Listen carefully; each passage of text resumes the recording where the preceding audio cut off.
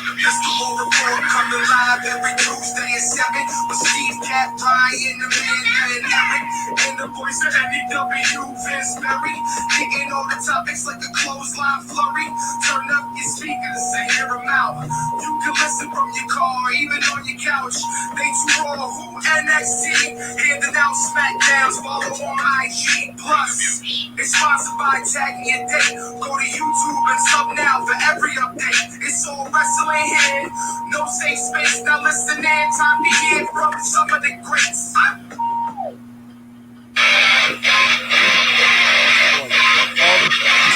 I mean, not only because for Eric, who is excited about the return, I mean, how do you not open up with the Queen returning, and she's looking like a beast. I mean, I mean, the TLC Raw, she just looked amazing. Listen, so sorry, we're half an hour behind. We're having tons of fucking issues. My camera doesn't want to work. We barely got on, and now I also noticed that we are not live on Facebook this week. So that's not working either. We are live on YouTube currently, and Twitter, Periscope, and Twitch. We're going to squeeze in half an hour. We're just having a ton of issues, but it's 2020, so that's kind of what we're used to. But but yeah, so fellas, TLC pay-per-view. I want to. So we all know, by knowing me, that I'm sitting watching the main event, which I understand had to be the main event because there's no fucking way you're topping that. No.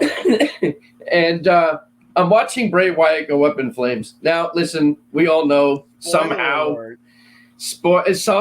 they got a dummy in there because clearly they're not lighting Bray Wyatt on fire. Although he was on fire outside, but the jacket had that coating shit on it. Whatever. The match was great.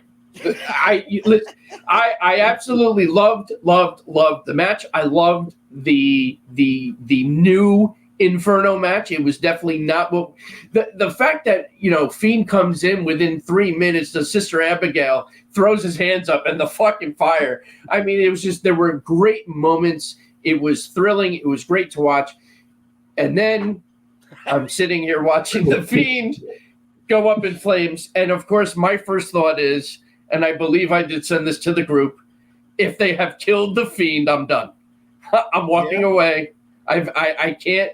I am so invested in that character. It's the best thing they've got to kill it. I can't see myself continuing. And then, of course, you move on to Raw. We got We got Bliss in her new playground, which was very cool. And of course, I love everything about Bliss. And they tease that Fiend is coming back and he's going to be different. So now here's why I'm angry. Why are we messing around with something that just is working so well, number one? It's like, how are you going to top? You know the answer. You already know the answer. I don't want to believe the answer. What? It's who's booking the show, man. It all goes, funnels up to the top, as usual. Because here's the deal. The Fiend...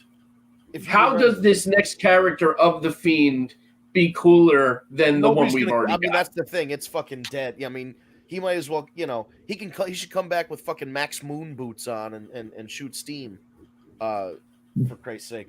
But, no, because here's the deal, Steve. You're more invested in this than I am. Here's the thing. I've watched maybe 10 minutes of Raw programming in the last month, and I got a clean sweep on the pick'ems. So obviously the weekly programming doesn't mean much if I can just drop in and pick all of them. But anyway, I'm going to rewind us to last year. But it was well done. You can't. Oh, no, it wasn't TLC was a good pay-per-view. But that's what I'm saying. The weekly show, who cares?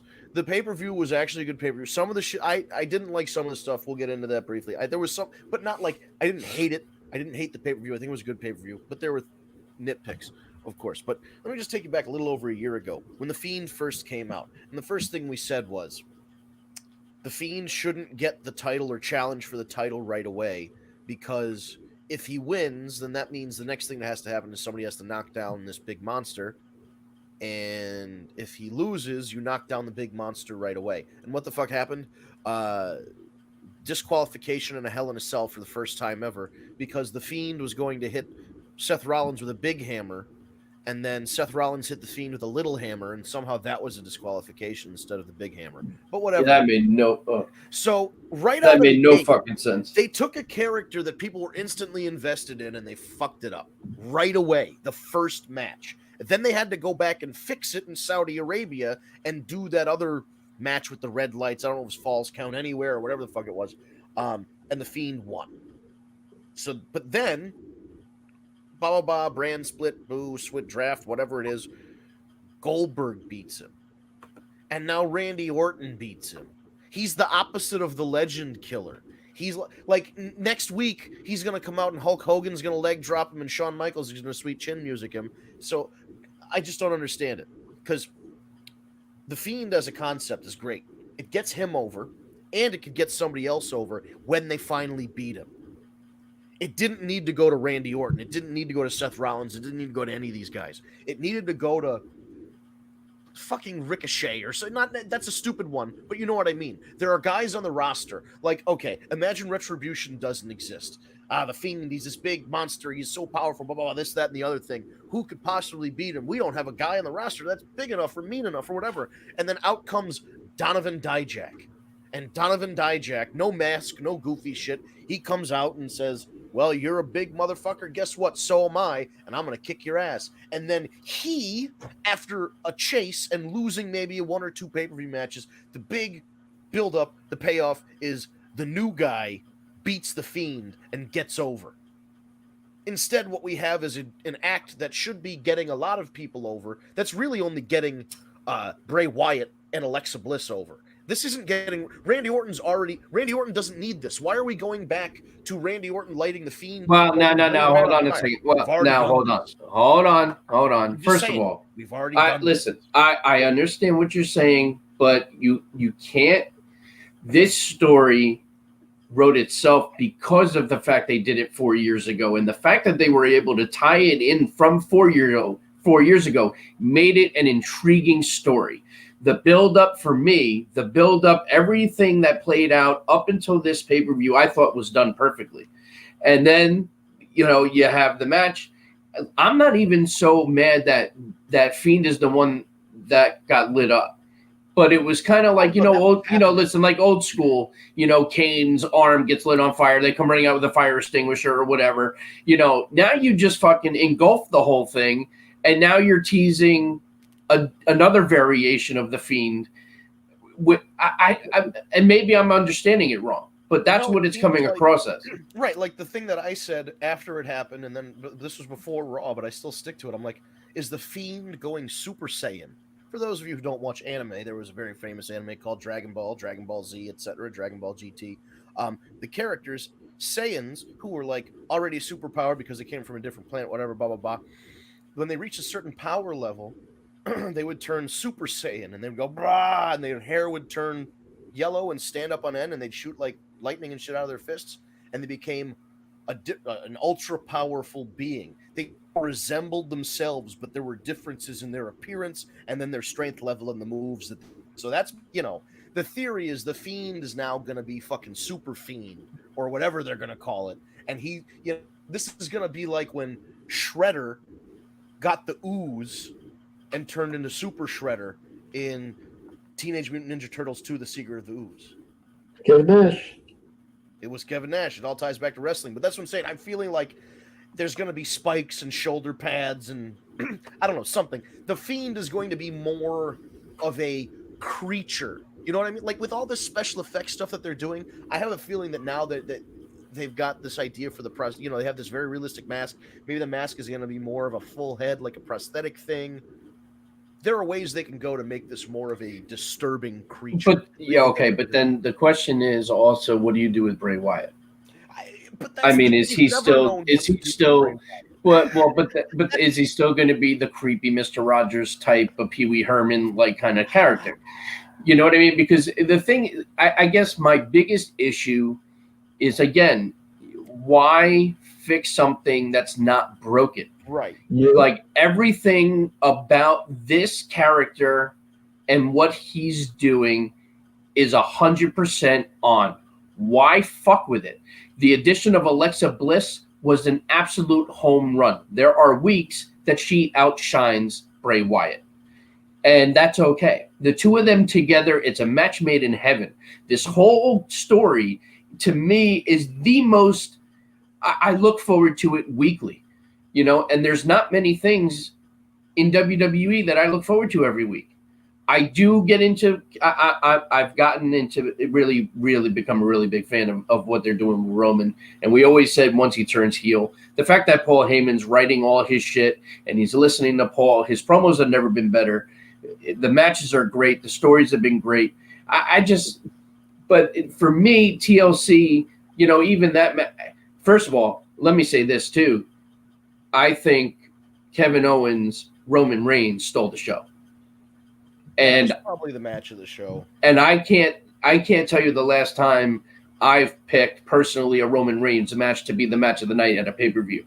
But to me, and Kevin Owens is a big part of it too, because Owens is incredible. No slouch, man. Right. Yeah. But Roman looked great too. Owens looked great. The whole story was great. You knew Uso was going to get involved. I was surprised that they didn't bring back the other Uso. There was a moment towards the end of that ladder match where it was like the perfect opportunity because, Uso was out, Roman was down, and Owens started, and I was like, this is perfect. Like, this is where it happens.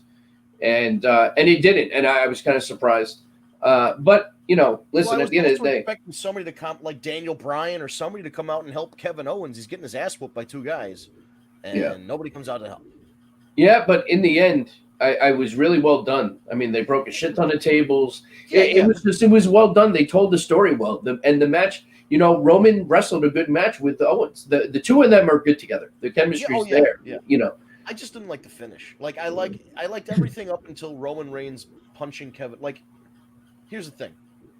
Brock Lesnar was a heel, but he never really had to cheat to win unless it was like a really desperate situation. I know like a TLC match could be considered desperate. What I'm saying is like Brock Lesnar facing Kevin Owens would have never had to cheat to win. If you want Roman to be on that level, him punching him in the balls is just like it's cheap heat. Like there's something else that they could have done. That's my only again, the match was good. Everybody wrestled exactly what they should have done and it over delivered really. For Kevin Owens, Roman Reigns. If you said Kevin Owens, Roman Reigns a couple years ago, you go, it would probably be a good match, but it's missing something. This match was much, much better. Very well wrestled match. I just didn't like the punch in the balls at the end. I felt it was too much. It was like the guy got double teamed and all this other shit, and like you still had to punch him in the balls to climb the ladder. It's just like, it's a little, I don't know. That was my only nitpick. It made Owens look so strong. You know what I mean? Kind of weird though if you're building up Roman to make Kevin Owens look this. I don't disagree with it. I'm glad that they didn't just job him out, but it's also like, I don't know, you want Roman Reigns to come off as a dominant champion, and I mean he's winning, but it's not alone. I don't know, it's weird. At least it's something. I'm going to give it, because there's a lot of stuff on their programming that's nothing. So at least it's something. And like that's the thing with the Fiend. At least they're doing something. Right. It's not like Peyton Royce and Billy Kay, who got split up for no reason, then got put in two other tag teams, and now they're doing Diddly Dick. Like, come on. So, yeah, once again, the only two things worth paying attention to, well, maybe Drew McIntyre's thing, but really the only two things worth paying attention to at this point are the Fiend and the Roman Reigns head of the table thing. Well, I will say this too, though. If we're going back to TLC, listen, they opened, which in my gut, I kind of figured they were going to open with one of the world title matches, kick it off with a TLC match. So I wasn't surprised it was McIntyre and that I thought, they were going to give Roman, although I think the call they made was the right one because there's nothing that was going to top that Inferno match. But And I'm also glad that match, by the way, was not cinematic. Even though I was kind of intrigued to see what they would do, I was glad to see it wasn't. I was fully expecting it, and I was like, oh, good, Right. they're actually having it. Because, like, I don't know. I know some of those cinematic matches can be good, and this one probably would have been good, but just, I'm glad it wasn't. I would rather just watch a fucking wrestling match. That's why I watch wrestling. You know? I'm just glad it was a wrestling match. Yeah. But yeah, Drew and AJ. They put on first time ever. Right, and this, the way it was, could have been, you know, when you watch this, you go, okay, that could be the match of the night because it was such a good match. You know what? It was good. It was good. It was too long. It was right. I was going to say it was too long. Way too long. And it was a lot slower than I thought it was going to be initially. Like the first half, to me, it seemed kind of slow. I remember looking over to my boy and saying, wow, this is not as fast paced as I thought it would be. But that's not necessarily terrible. It's just my thing. And then, but again, I thought it was a great match. I like how that guy got, I'm sorry, the one, AJ's new manager. I don't know. I feel like they changed his name again. I think it might be Almost. I don't know. All right. So Almost, whatever. I'm glad, I'd like to see his involvement because the guy's just an absolute monster. That match just kind of went every which way I thought it would. I did think Miz was going to cash in, and then I went with the decision to say no, and that he would be unsuccessful. So I got one of the two. I am kind of surprised they went with the cash in and turned it into a triple threat. Although it worked. I mean, it was good because there were a couple moments where I really said, "Oh shit!" Like Drew's going to lose. So it was well done. Usually, when somebody cashes in, the success rate, the average is pretty high. But now this Money in the Bank, it bounced from Otis to Miz, and then they cashed it in, and he lost. And I don't know, doesn't do much for the mystique. Money of the Bank meant absolutely nothing this year. Right. They really just went into it not having a plan or what they were going to do. Oh, do you know? You saw? I didn't watch, but I saw what the plan is. The plan with Miz, I think, is he's gonna get that briefcase back. That's what it sounds like. He found the loophole that Morrison cashed in and not him. Right. So that's probably what they're doing. I think that was, you know how Vince McMahon sometimes teases, like when Lex Luger came out and Vince was like, "Why don't you put on the belt and walk down the ramp, pal?" It was just like to see what people would respond to Lex Luger wearing the belt. I feel like this was one of those things. It's like, we haven't had Miz as the world champion in a decade. What are people going to like? How will they feel if he comes out to do it? This was I feel like this was a test run, and he's going to cash in again sometime and be successful. I don't know. I'm just speculating. Yeah, I don't know. It's one thing I will say about this pay-per-view too. It did open up the avenue to start a lot of new stuff. Some things obviously not, but some things, to kind of, Right. Listen, Vince is under a lot of heat. The ratings have not been good on USA. USA is getting pissed. So he's got to make changes. So there are rumors that he's going to be trying to do things. We'll see what happens, obviously. But going back again, I was very, very happy with the TLC pay-per-view. I think overall it was a great show. Charlotte Flair, the Queen returns. Charlotte was I would say it was a surprise, although I think most of us called it. It's great. She hasn't missed a step. I mean, she looks better than ever.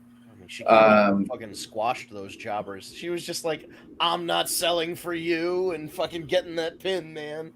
She looked good, but I'm just saying, she didn't take she took a bump. I'm glad that she won with the what's that move she does, the pin move?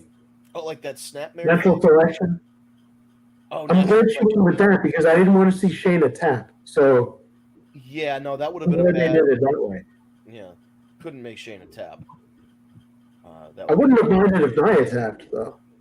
Right? Yeah, that wouldn't have mattered if Nia tapped. Fuck it. It was well done, though. It was fine. Yeah, however,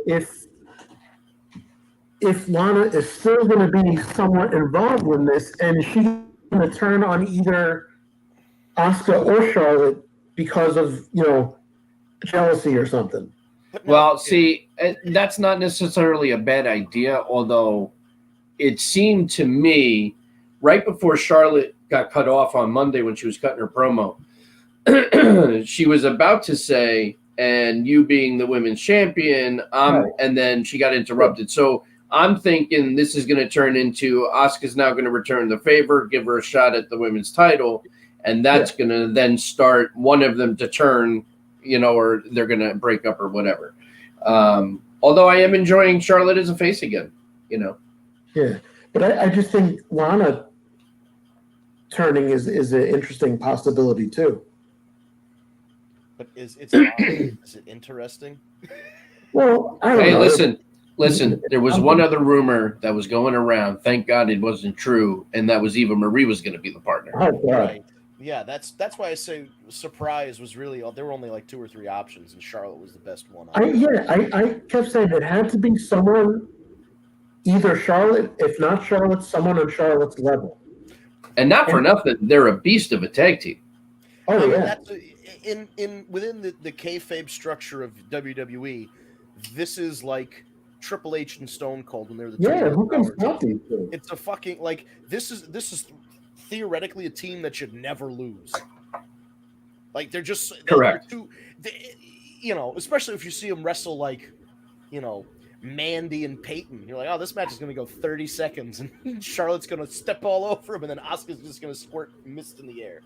And then we did have Speaking of the women's matches, Carmella pulled out the performance. Well, Sasha helped. It's a two-way street. Sasha, who's always great, helped Carmella, who is not usually great, into putting in what is being considered Carmella's best performance of her entire career. And I gotta tell you, Vince, I can't believe I am saying it, but I did even say it in our group afterwards. I said I have been thoroughly impressed since she's come back with her promo work, her in-ring work, and I happen to agree that was the best wrestling performance show she's ever put on in a big spot match like that. Yes, Sasha Banks helped her along the way, of course, because Sasha is fantastic, but the two of them, that match was fantastic. And I'm happy because it shows you that while Carmella has been away, she's been working her ass off and fine-tuning, the entire perspective of her character, and she's evolving. And I think it's great because I do know that when I poorly, like that's the thing. I don't watch wrestling to go, I hope this person stinks tonight. It's like I want to see you improve. So she improved, and I can't complain about that. I think it's great. And the one thing that I can tell you for sure is that there is somebody on this show that completely disagrees with us. And there's only 3 of us on tonight, Eric. So, but you don't agree. No, it's just that she does nothing for me anymore. I don't care about it anymore. I just don't care about it anymore. Can you at least agree that what we're saying is accurate? That's what I'm saying. Wait, your response? Yeah, I'm not saying anything negative about her like ring work or anything like that. The characters, I just don't care. That's all. Okay. That's fair. I mean, listen, you're entitled. I happen to one thing I will agree with Eric. I don't necessarily love the character. I'm fine with her being Carmella. Like, she doesn't have to be doing the whole Enzo Amore deal. But I don't know. What they're doing with her now is what they were probably going to do with what's her face? With fucking Tasha Dashwood. Emma. Emma. I think when she just right before she got released and they were promoting, it kind of seems like this was something similar. I will say I agree with you on the fact that she's evolving, because she had this original character with Enzo and Cass, and then she did the whole Money in the Bank thing, and then she did the thing with R-Truth, which was entertaining for a time, and now she's a different. So I'm getting that evolution, which is cool.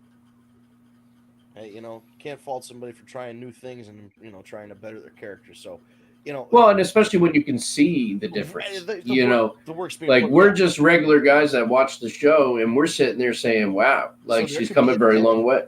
When there might be a day when Carmella wins over Eric. Hey, listen, he always said that Miz would never win him over, and look at him now. So There you go. One funny thing I noted though about never that, say never. I never say never, brother. But I heard another podcast talk about it, or I saw a comment online somewhere that triggered a thought.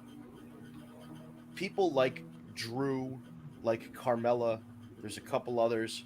They leave the WWE or they go off TV for a little while and they go other places. Like Carmella was, I don't think Carmella was at the Performance Center. I think Carmella was back like at Creator Pro with Brian Myers up in New York, or somewhere like that. She was at another wrestling school learning different stuff. And it always seems like the WWE Performance Center teaches you the basics of what you need to know to be a WWE superstar in terms of fine-tuning stuff, working towards the camera, doing all the little things that WWE wants you to do. But then there's that other spark of like creative moves or like things that maybe necessarily, they're focusing on. WWE's Performance Center is focusing on one set of things, whereas another wrestling school is focusing on different aspects of it. And those people, when they go outside of the program or the WWE universe, so to speak, and then come back in, you can always tell that they come back different. Drew, I mean, he spent years away, but like he wrestled so many different places and wasn't just working at WWE. Like he wasn't just in the Performance Center for 8 years until they called him up.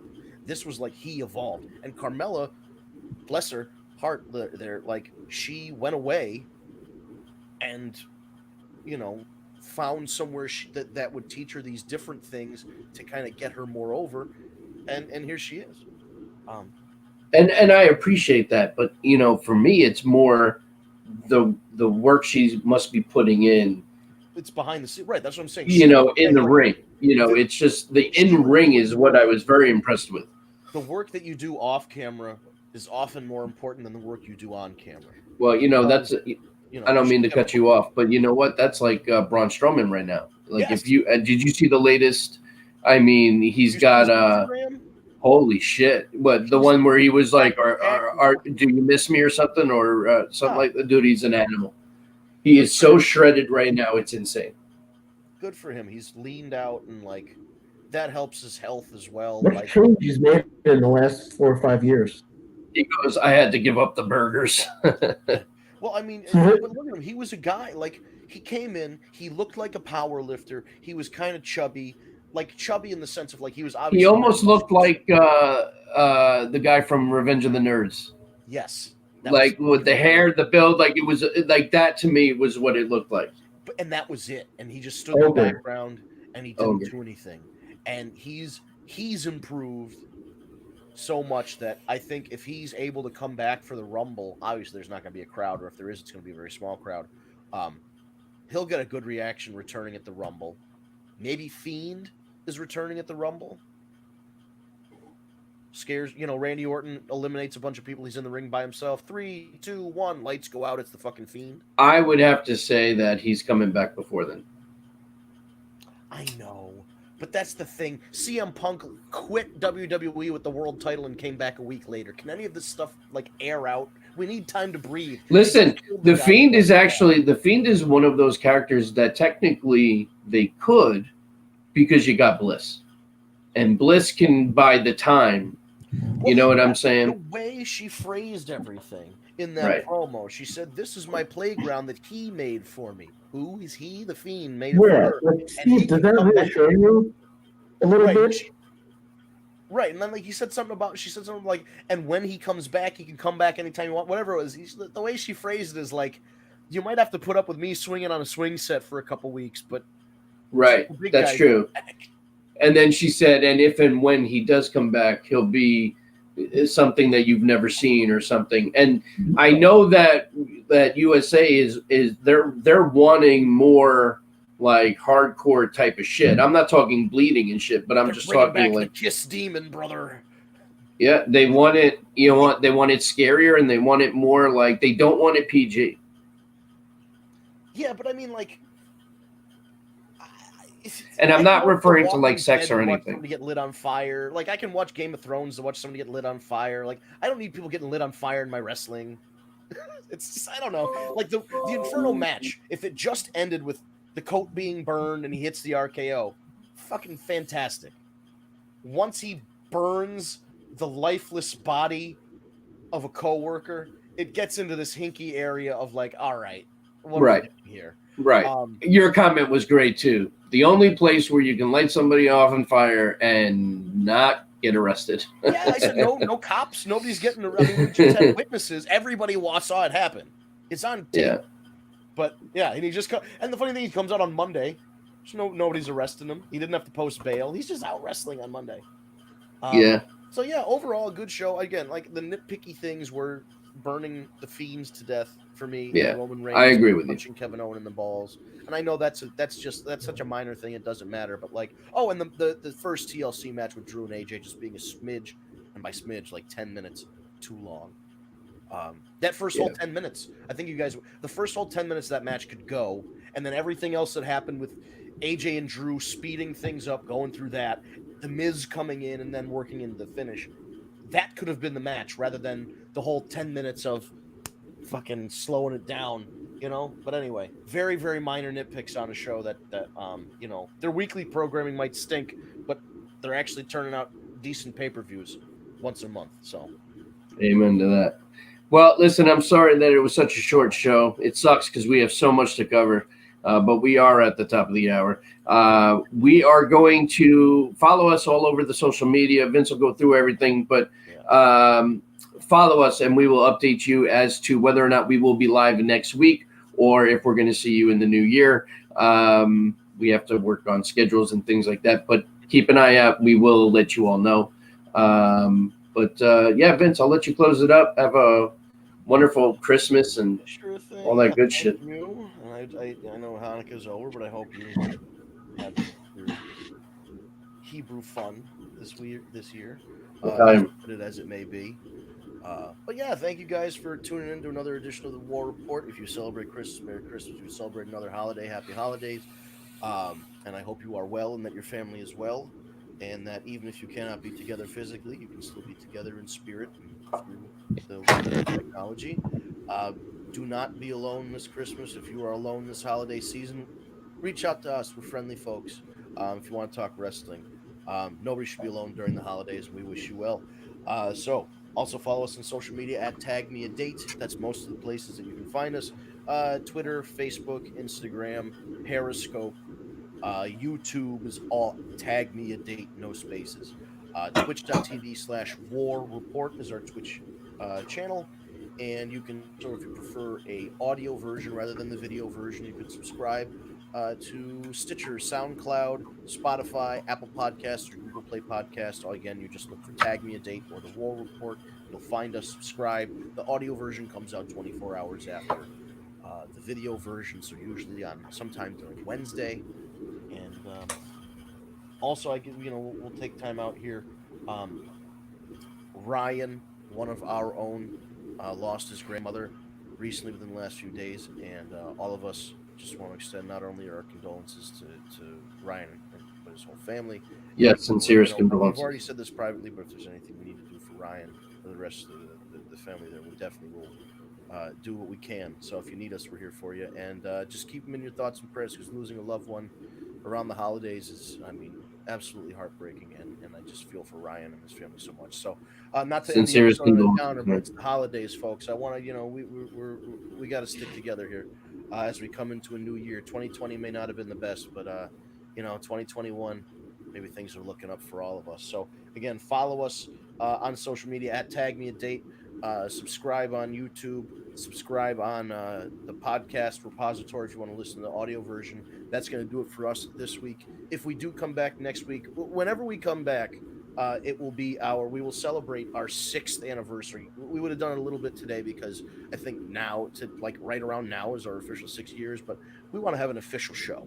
So we're going to have an official celebration of our 6 years of doing this fine podcast. Please tell your friends to tune in, either watch or listen. If they like wrestling, spread the word. We've been doing this for 6 years, and we have our people who listen every week, but we would obviously like more people in the family. So invite your friends. Tell them, send a link to the show. Tell them we talk wrestling. If they like wrestling, they're going to like our show. That's it for this week. Merry Christmas. We will either see you next Tuesday or the Tuesday after, 7 p.m. on Eastern Time, live right here on YouTube, Facebook, etc. Thank you so much for watching. Have a good one.